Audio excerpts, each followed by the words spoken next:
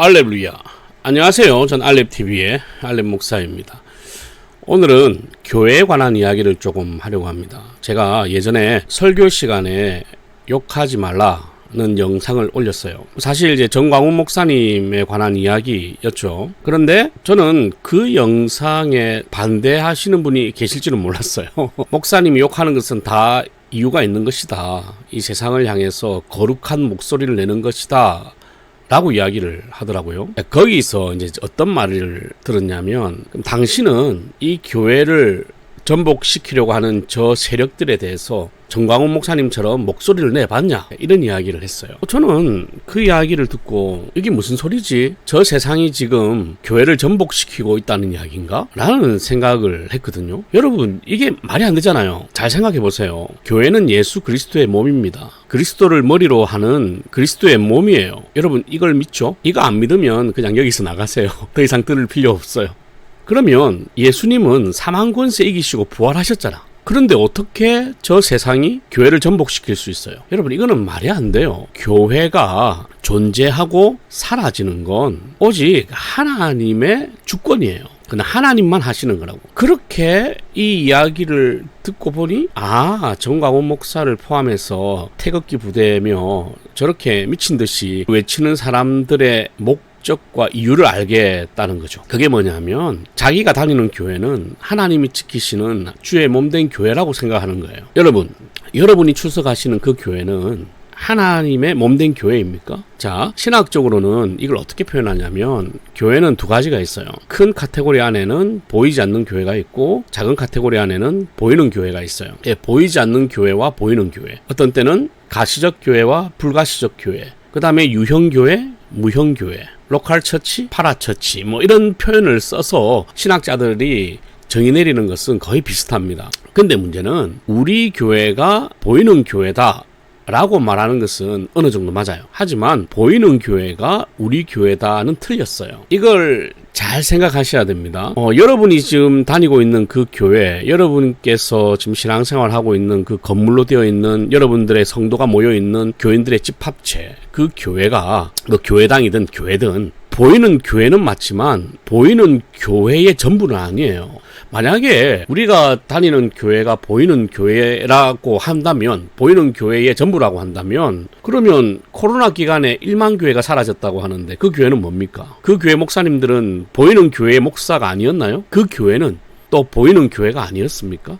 하나님은 1만 교회를 갖다가 내치시고 여러분 교회를 지켜줄 거라고 생각하시는 거예요? 아니에요, 여러분. 하나님께서 변함없이 지키시는 교회는 우리 교회가 아니라 보이는 교회예요. 그러면 개체 교회는 보이는 교회이긴 하지만 보이는 교회 전부가 아니다. 보이는 교회의 가지라고 생각하시면 돼요. 가지.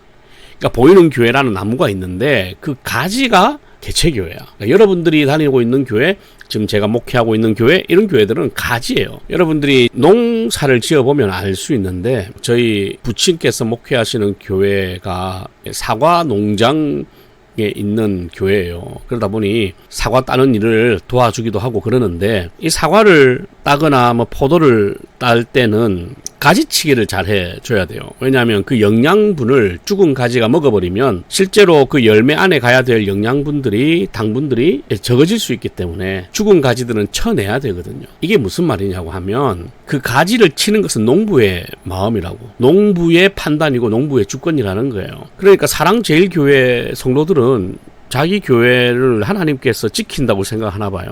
물론 바르게 가면 지키시겠죠?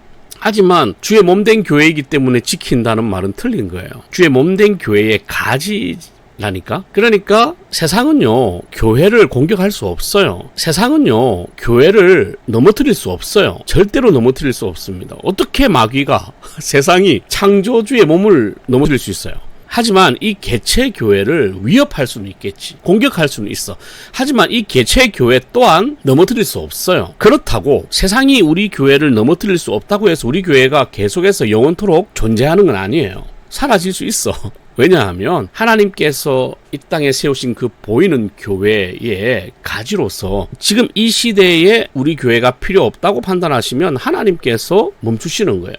그러니까 마귀가 공격하고 세상이 공격하고 뭐 차별금지법이 통과돼서 세상이 너무 악해져 가지고 교회가 사라지는 게 아니라 우리 교회가 사라지는 것은 그건 하나님의 뜻이라는 거지. 마귀가 우리를 어떻게 할 수 있는 건 아니에요. 착각하지 마세요.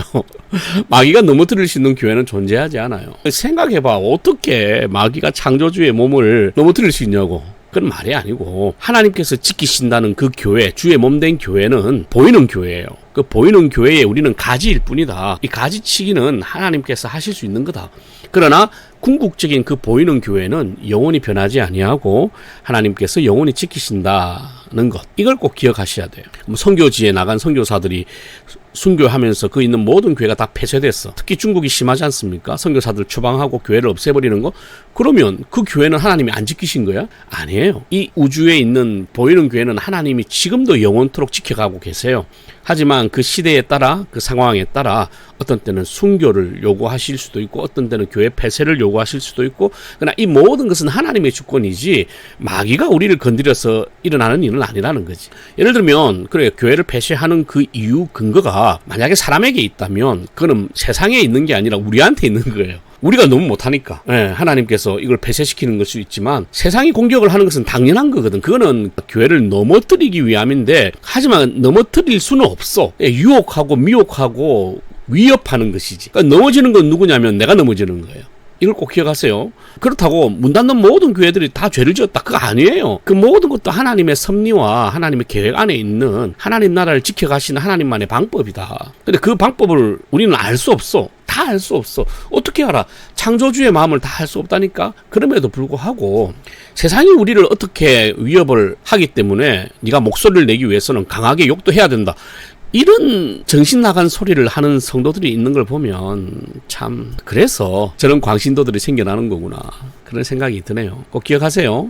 세상이 넘어뜨릴 수 있는 교회는 존재하지 않습니다. 왜냐하면 예수님이 다 승리하셨거든. 아멘. 할렐루야.